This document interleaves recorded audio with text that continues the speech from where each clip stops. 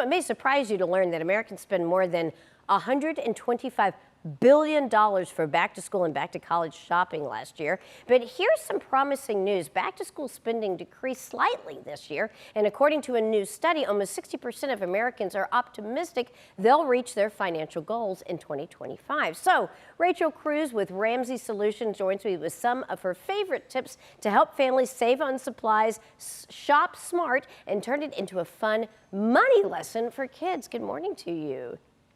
Good morning. Thanks for having me. You know, some schools are starting to do this, but a lot of schools do not offer kind of basic family finances in the classroom. And you need to learn this. And with kids going back to class this week, we need to consider the budget. So first of all, how should parents budget per child?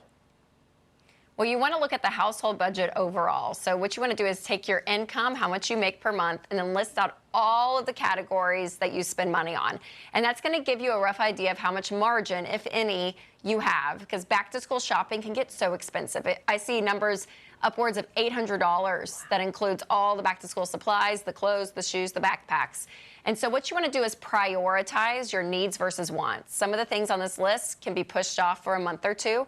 And so buy what you can with cash. Do not go into debt for back to school shopping. All right, so let's break this down. You say that the first thing parents should do is shop the home first.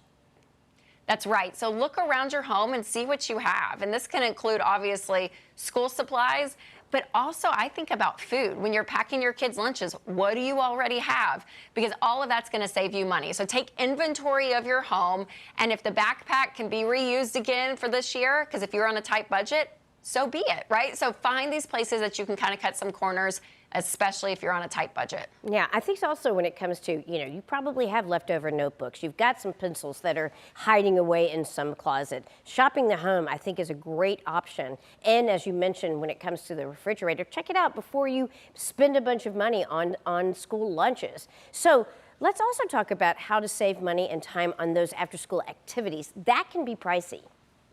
Very pricey. Travel sports can get upwards of $3,000 or more per year. So listen, this is the biggest part of keeping up with the Joneses, I think, as a parent. I have 3 little ones in elementary school, and I feel the pressure. And so you want to put the blinders on and do what's best for you and your family, not only from a financial aspect, but also a time aspect. You know, there's a lot of families that you can fall into the groove of packing your kids' schedules of having so much all the time. And so having some of that margin, even with your time, creates peace in your household. My friend, Dr. John Deloney, says, solve for peace. And I think that's a great line because, again, I think we can overextend ourselves, not only financially, but also with our schedules. All right, well, what I alluded to earlier is that so many schools do not even offer basic budgeting for kids, learning about these money lessons. But this could be a great way to kind of introduce that when it comes to budgeting and how to teach your kids the importance of budgeting. Absolutely. Bring them along with your shopping.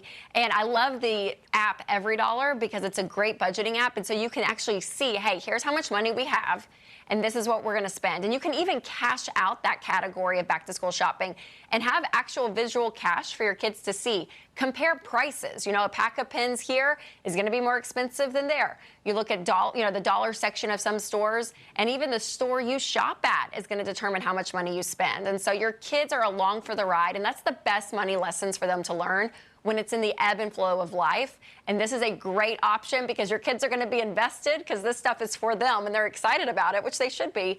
But they're going to learn a lot when you actually walk through this process of purchasing everything they need for back to school. I think this is a great lesson. When you're involving the kids, when they start getting invested and also are able to kind of learn about money, then the whole family can get engaged and people can understand that being able to repurpose and reuse some of these supplies is a great way to kick off the day and also to be resourceful. Absolutely. Yeah, you're teaching so many life lessons with that because, again, when they're involved and they're helping make the choice, they're going to be invested in it and say, oh, well, if I have a pair of scissors here, well, I can save that money and get something else here, right? So it's the give and take. It's what we do as adults. And so we're not just trying to raise good kids. We're trying to raise kids who are going to be great adults. And we want them to have these basics when it comes to money management. On The Ramsey Show, we take calls every single day from people all over the country, you know, and everyone says, I wish I knew this stuff when I was younger. So as a parent, you don't have to be perfect with it, but teach your kids. This is great advice. Where can people learn more? Yes, you can go to rachelcruze.com or ramseysolutions.com. That's fantastic. Thank you again for joining me today. Absolutely. Thanks for having me.